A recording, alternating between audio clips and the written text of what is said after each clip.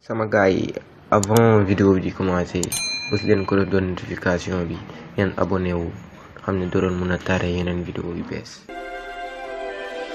information ci biir tribunal ak procureur li xew ci réew mi ngeen yaakaar ne du ma ci wax en tant que procureur damay dal seen kaw dinaa leen teg pen yu métti te gis ngeen xam ne du ma seen maaf da ngeen teg ci yoon wi sinon xiir gi da leen ni dal. sama gars yi noonu lay demee ak Mbaye procureur biir baatu askan wi. bu ko defee yéen ñëpp ngeen abonné wu ci suñu chaîne Mbaye procureur biir baatu askan wi bu ko defee ngeen abonné bés tous notification bi vidéo bu ñu dugal ngeen mën cee jot ñu ànd tabax suñu réew defal ko ba mu jekk ak procureur ñëpp ci yoon la ñuy tege maa leen ko wax de gis ngeen ni mu demee ci annonce bu njëkk bi noonu lay demee bu tàng jër lay doon yéen ñëpp ngeen xaar ko te partage vidéo ba ñëpp mën a abonné xaar ñu suñu chaîne jaa ngeen jëf béggee kàppoo. sama gars yi avant vidéo bi di commencer